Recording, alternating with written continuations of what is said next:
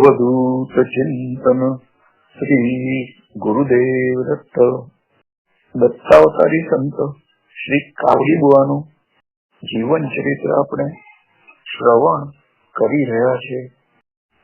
તો ગત પ્રવચનમાં આપણે જોયું એ ગયા હતા તો એ નિમિત્તે નામ સપ્તાહ નું આયોજન કરવામાં આવ્યું હતું અને એ નામ સપ્તાહની ઉજવણી કેવી રીતે થઈ એ આપણે જીવન ચરિત્રમાં આપણે જોયું કે તેમનામાં જે અપાર શૌર્ય અને જે શારીરિક શક્તિ અને માનસિક એકાગ્રતાના દર્શન થયા અને તેઓએ 4 ગુંડાઓને પોતાની પાસે શસ્ત્ર ન હોવા છતાં એમને પરાજિત કર્યા અને એક ખૂંખાર વાઘને ફક્ત એકમાત્ર લાઠીથી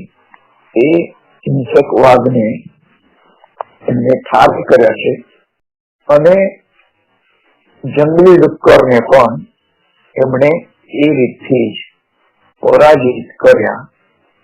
તો આવી શક્તિ મનુષ્યમાં કેવી રીતે આવે છે?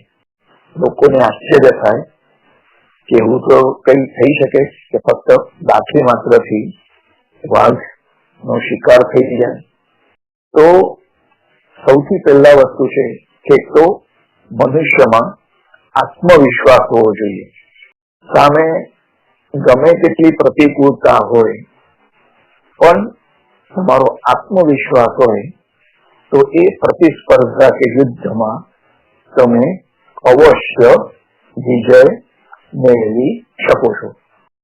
ઇતિહાસમાં આપણે દ્રષ્ટિ કરીએ તો મરાઠા સરદાર મહાદજી સિંધિયા અને તેઓ દિલ્હીના બાદશાહ ને મદદ કરવા માટે 8000 અશ્વ સૈનિકોને લઈને ગયા હતા અને દિલ્હીનો બાદશાહ એની સામે કાવતરા કરીને 1 લાખ પઠાણોની ફોજ હતી। તો ક્યાં 1 લાખ, ક્યાં 8000 અશ્વદળ અને થોડું ઘણું દિલ્હીના બાદશાહનું સૈન્ય। પરંતુ આત્મવિશ્વાસ એ ખૂબ જ કિંમતી ચીજ છે અને 8000 અશ્વદળ હોવા છતાં પણ મહાદજી સિંધિયાએ એ 1 લાખ પઠાણની ફોજને પરાસ્ત કરી છે। તો કોઈ પણ પ્રતિસ્પર્ધા કે યુદ્ધમાં આત્મવિશ્વાસ હોવો જરૂરી છે। એના પછી બીજી વાત છે કે શરીરને એ પ્રમાણે કેળવણી અથવા નિત્ય વ્યાયામ। તો શરીરને તમે જે રીતથી ટેવ પાડો તો એ રીતથી શરીર પણ સુદ્રઢ બની શકે છે। ઇતિહાસનું એવું જ ઉદાહરણ છે કે પ્રોફેસર રામમૂર્તિ કરીને એક મલ્લ વ્યાયામવીર થઈ ગયા 1925-30 ની આસપાસ હશે। તો તેઓ નાનપણમાં બીકણ હતા અને પછી કોકે એમને ગુરુ મંત્ર આપ્યો કે આમ દીવાથી કશું ચાલશે નહીં અને શરીરને એમને વ્યાયામની કેળવણી આપવા માંડી અને આગળ જતા એ પ્રમાણેનો ખોરાક પણ લેવાનો। તો તેઓ એટલું સુદ્રઢ શરીર બનાવી શક્યા કે એ વખતે તો ઘોડાગાડી રહેતી હતી તો ઘોડાગાડીને દોરડું બાંધીને આ પ્રોફેસર રામમૂર્તિ પકડી રાખે તો ઘોડો ગમે તેટલો દોડવા પ્રયત્ન કરે પણ એક કશું પણ એ આગળ જઈ શકે નહીં।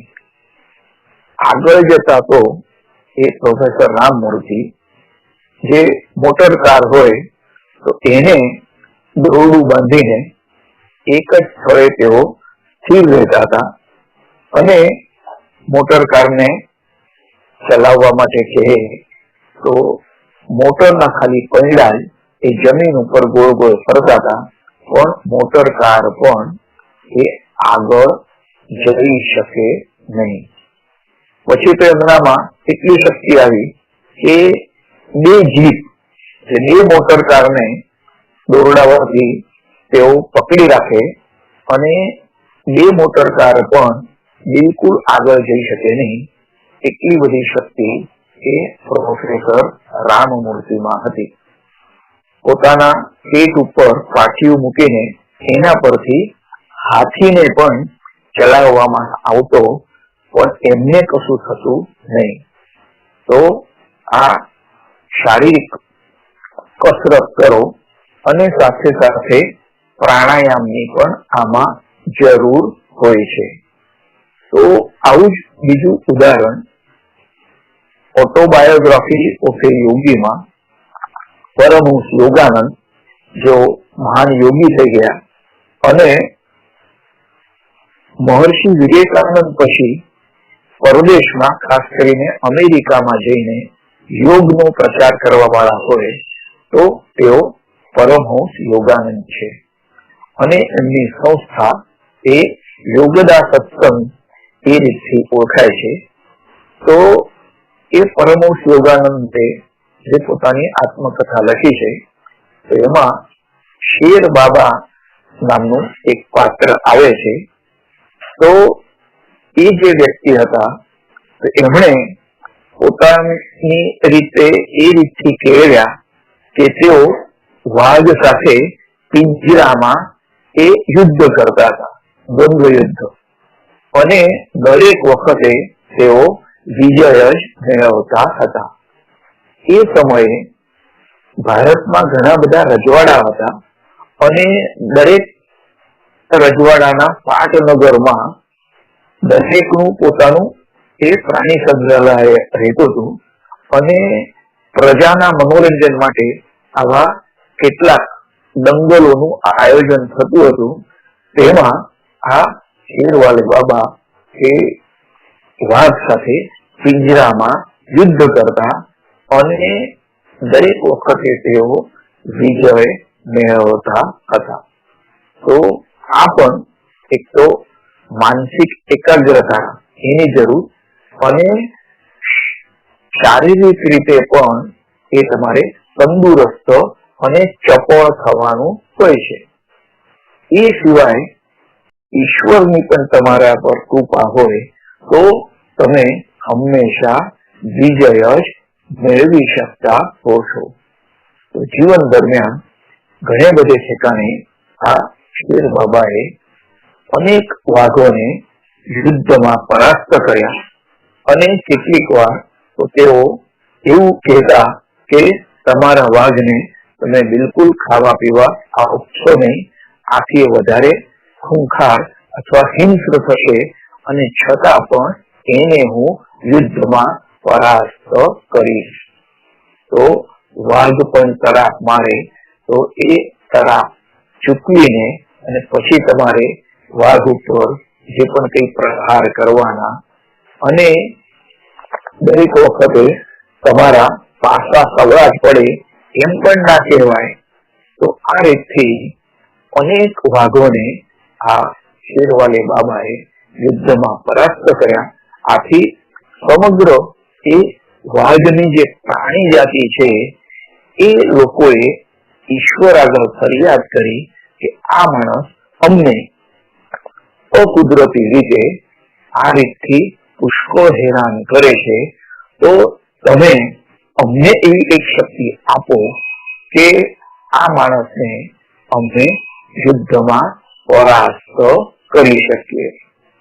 તો એક દિવસે જેમ જેમ વિજય મનુષ્ય મેળવતો જાય તેમ તેમ તેનામાં અહંકાર પણ આવતો હોય છે. અહંકાર આવે એટલે એ પતનનું કારણ પણ બનતું હોય છે. તો ઈશ્વર તરફથી એક દેવદૂત સપનામાં આવીને આ શેરવાળા બાબાને કહેવા માંડ્યા કે તમે આ જે હિંસ્ર પશુઓ સાથે જે દ્વંદ્વ યુદ્ધ કરો છો પિંજરામાં અને તમે એ લોકોને પુષ્કળ હેરાન કર્યા છે, તો એ લોકોએ પરમેશ્વરને ફરિયાદ કરી છે અને પરમેશ્વરે પણ એમને જે વિનંતી છે એ સાંભળી છે અને એના માટે જ પરમેશ્વરની ઈચ્છાથી હું તમને ચેતવવા માટે આવ્યો છું કે હવે પછી તમે કોઈ પણ આ રીતથી વાઘ સાથે યુદ્ધ કરશો નહીં, અને જો યુદ્ધ કરશો તો તમને પુષ્કળ નુકસાન થશે અને આ વખતે તો તમારા શરીરના ઠેકાણા પણ નહીં રહે. આથી હું તમને ચેતવવા આવ્યો છું. આટલું કહીને એ દેવદૂત એ અદ્રશ્ય સ્વપ્નમાં થઈ ગયા છે. તો શેરવાલે બાબા તો એમને તો અહંકાર હતો, ઘમંડ હતો કે અત્યાર સુધી તો કોઈ પણ દ્વંદ્વ યુદ્ધમાં વાઘથી એમને ઈજા પહોંચી નથી, તો હવે વળી વાઘ શું કરવાનો છે એમ કરીને તેમણે બીજા એક નગરમાં આ વાઘ સાથે દ્વંદ્વ યુદ્ધ એ દંગલનું આયોજન કર્યું છે. અને એ દ્વંદ્વ યુદ્ધ વખતે પિંજરામાં વાઘ તો હોય જ, અને આ શેરવાલે બાબા પણ અંદર જાય અને અંદર દ્વંદ્વ યુદ્ધ થાય. એકબીજા ઉપર વાઘ તરાપ મારે, એને તમારે ચૂકવવાની અથવા એને જે રીતથી પરાસ્ત કરવાનો, તો એ બધી શક્તિ અને માનસિક એકાગ્રતા પણ હોવી જોઈએ. તો ઈશ્વરે ચેતવણી આપી હોવા છતાં દેવદૂતનું પણ આ શેરવાલે બાબાએ કશું સાંભળ્યું નહીં અને તેઓ એ દ્વંદ્વ યુદ્ધનું આયોજન કર્યું છે. અને એ વખતે શું થયું ખબર નહીં, પણ કઈક એકાગ્રતાનો ભંગ થયો અને એ વાઘે આ શેરવાલે બાબાને પુષ્કળ શારીરિક ઈજાઓ પહોંચાડી અને માંડ તેઓ બચી ગયા છે. તો ઘણા દિવસો સુધી તો તેમને સારવાર લેવી પડી અને ઔષધોપચાર પણ કરવા પડ્યા. અને તે વખતે એમને એવું થયું કે ઈશ્વરે આપણને જે ચેતવણી આપી હતી એ જો આપણે સ્વીકારી હોત તો આવું ન થાત. અને પછી તો એમને એક ગુરુ મળ્યા છે અને એ ગુરુએ એમને કહ્યું કે જો જંગલમાં ફરતા વાઘ સિંહોને નિયંત્રિત કરવા એ તો એકદમ સહેલું અને રમત જેવી વાત છે, પરંતુ મનુષ્યનું જે મન હોય છે તો એ પણ એક પ્રકારનું જંગલ છે. અને એ જંગલમાં કામ, ક્રોધ, મોહ, મદ, મત્સર જેવા જે હિંસક પ્રાણીઓ છે એને જે વ્યક્તિ અથવા મનુષ્ય નિયંત્રિત કરે એ જ સાચો ભડવીર કહેવાય. તો તારે હવે એ મનરૂપી જંગલમાં જે ફરતા કામ, ક્રોધ રૂપી જે હિંસક જાનવરો છે એને કેવી રીતથી વશ કરવા અથવા એના ઉપર કેવી રીતે વિજય મેળવવો, આ માટે તારે પ્રયત્ન કરવા જોઈએ. અને પછી તો એમણે યોગ સાધનાનો આશ્રય લીધો છે અને અનેક બીજી પણ અલૌકિક સિદ્ધિઓ પ્રાપ્ત થઈ છે. તો ભક્તોને કેટલીક વાર તેઓ કહેતા હતા કે આ રીતથી મેં વાઘ સાથે દ્વંદ્વ યુદ્ધ કરીને એમને અનેક વાર પરાસ્ત કર્યા. તો જે કિશોર વયના બાળકો હતા તેઓ તો એકદમ હસવા લાગ્યા કે આ તો શું શક્ય બને. એટલે એ શેરવાલે બાબા એ પોતાના આસન પરથી ઉભા થયા છે અને એક સ્ટૂલ પર ઉભા રહીને એમણે જે છત હતી તે છતને જે એકાગ્રતાથી એવો મુક્કો માર્યો તો એ આરસીસી ની જે સીલિંગ હતી એમાં પણ મોટું ગાબડું પડી ગયું છે. તો આ એકાગ્રતા અને શારીરિક બંને શક્તિનો સંયોગ, તો એ આપણા શરીર અને મનને આપણે કેળવણી આપીને, ટ્રેનિંગ આપીને આ બધું આપણે શક્ય બનાવી શકીએ છીએ. તો જે કાવડી બુઆ હતા એમનામાં નાનપણમાં તેઓ કુસ્તી રમતા હતા.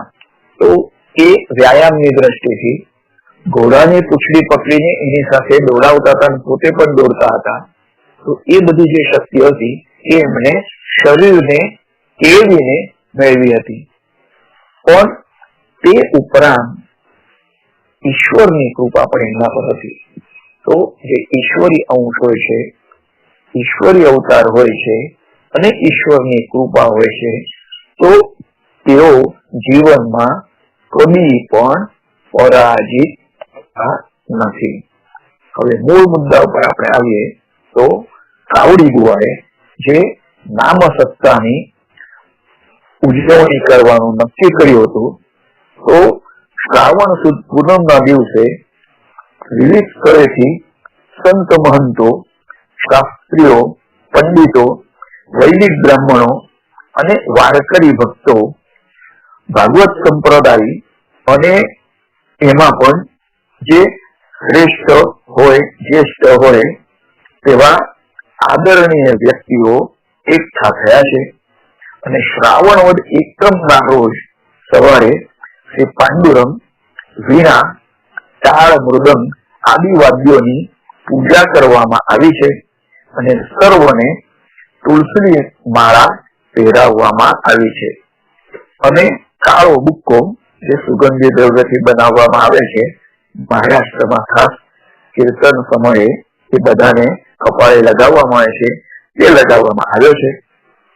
અને શ્રી ગણેશ અને સરસ્વતીના સ્તવન રૂપી મંગલાચરણ કરી ઉપસ્થિત ભક્તો પૈકી જ્ઞાન અને તપોવૃદ્ધો એવા સંતના હાથમાં મુખ્ય વીણા આપીને વિઠ્ઠલ પંતે ઉત્સવનો પ્રારંભ કરવા વિનંતી કરી છે. જય જય વિઠ્ઠલ, જય હરિ વિઠ્ઠલ, જય જય વિઠ્ઠલ, જય હરિ વિઠ્ઠલ, જય જય વિઠ્ઠલ, જય હરિ વિઠ્ઠલ, જય જય વિઠ્ઠલ, જય હરિ વિઠ્ઠલ.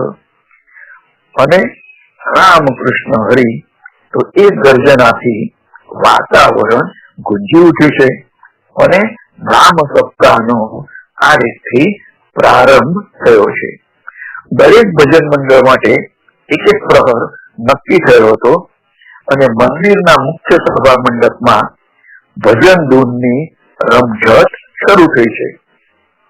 મંદિરની બાજુમાં એક બીજો મંડપ પણ ઉભો કરવામાં આવ્યો અને ત્યાં બપોરે પુરાણ કથન, પ્રવચન નું આયોજન રાખવામાં આવ્યું. રાત્રે કીર્તન એટલે કે સંગીત સહ પ્રવચન અને આખ્યાન એ રાખવામાં આવ્યું અને કથાકાર પુરાણિકને માટે એક એક કલાક નિશ્ચિત થયો હતો. આથી દરેક કથાકારની લાક્ષણિક છટાનો દરેકને લાભ મળતો હતો. કીર્તનકારોને માટે રાત્રે 2 કલાકનો સમય નક્કી કરવામાં આવ્યો હતો અને તેથી સંગીત સહ વિવરણ કરવાના સિદ્ધાંતને સારો એવો ન્યાય આપી શકાય તે માટે આનું આયોજન કરવામાં આવ્યું હતું. પરીક્ષક તરીકે અનુભવી અને જ્યેષ્ઠ પંડિતોની એક સમિતિ નિમવામાં આવી હતી. તો સોનબા પાટીલ નો પુત્ર જે વિસોબા પાટીલ હતો, તો તે પણ આ સમયે પિતાની જેમ જ તન, મન અને ધનથી સહાય કરવા માટે હાજર રહ્યો છે. તે વિઠ્ઠલ બુઆની ઉંમરનો હતો અને આ સમયે તે પૂર્વેની કડવાશ ભૂલી ગયો હતો. સમાજ ઉત્થાન માટે વિઠ્ઠલ બુઆના પ્રયત્નો તે સમજ્યો હતો અને આ ઉત્સવમાં વિસોબા આનંદ અને ઉમળકાથી સહભાગી થયો છે. તો સંત પુરુષોનું પણ એવું વર્તન હોય છે કે જે વિરોધી વિચારસરણી વાળો હોય તો એ પણ એમના વિચારસરણી અંદર આવી જાય. નામ સત્તાની સમાપ્તિ રૂપે પરંપરા અનુસાર વિઠ્ઠલ પંથે ગોપાળ કાલા કર્યો છે, જેમાં ખાસ તો દહીં ભગવાનો પ્રસાદ દરેકને આપવામાં આવતો હોય છે. કૃષ્ણ લીલાનું વર્ણન તેમણે નારદ પુરાણમાં જેવું વર્ણન છે તે પ્રમાણે અનુક્રમે વર્ણન કર્યું અને તે લીલાઓનો વિસ્તાર હરિવંશ પુરાણ અનુસાર કર્યો છે. તો લીલાની ઉત્પત્તિ માત્ર બ્રહ્મવૈવર્ત અને નારદ પુરાણ અનુસાર વર્ણવી. તો આ પ્રમાણે તેમના પ્રવચનમાં જ્ઞાન, ભક્તિ અને પાંડિત્ય યોગનો સુભગ સમન્વય જણાયો છે. તો ગોપાળ કાલાનો પ્રસાદ વિતરણ કરી અન્ન સંતર્પણની તૈયારી શરૂ થઈ છે. મહાનૈવેદ્ય પહેલા વિઠ્ઠલ બુવાએ અન્નપૂર્ણાની પૂજા કરી અને પાંડુરંગની સમક્ષ વૈદિકોએ વેદ પાઠ કર્યા છે. ત્રિસુપર્ણ સૂક્ત અને ગીતાના 15મા અધ્યાયનું ગાન કરવામાં આવ્યું અને તે પછી થાળ ધરાવીને આરતી કરવામાં આવી છે. હજારો ભક્તોએ પ્રસાદ લીધો છે, છતાં અન્ન જરા પણ ખૂટ્યું નહીં. તો આ અન્નપૂર્ણા માતાનો પણ આમના ઉપર પ્રસાદ હતો. આ પ્રમાણે મહોત્સવ ખૂબ જ ઠાઠમાઠથી પૂરો થયો અને વિઠ્ઠલ બુવાએ આમંત્રિત સર્વ સંત મહંતોનું પૂજન કરી યથાશક્તિ મહાવસ્ત્ર, શ્રીફળ આપીને સત્કાર કર્યો છે. વાટ ખર્ચી માટે પણ તેમને પૈસા આપવામાં આવ્યા અને બધા જ આમંત્રિતો પોતપોતાની ગામ પાછા ફર્યા છે. તો આ રીતે અનંતરાયની ઈચ્છા મુજબ નામ સપ્તાહની મોટા પાયે ઉજવણી થઈ છે અને આ નામ સપ્તાહ ઉજવાયો તે પછી કાવડમાં બેસીને કાવડી બુવા તેમના માતા પિતાને લઈને તીર્થયાત્રાએ જાય છે. તો એ વિશે આપણે હવે આવતા પ્રવચનમાં શ્રવણ કરીશું. અવધૂત ચિંતન શ્રી ગુરુદેવ દત્ત. કાવડી બુવાનો જય જયકાર હજો.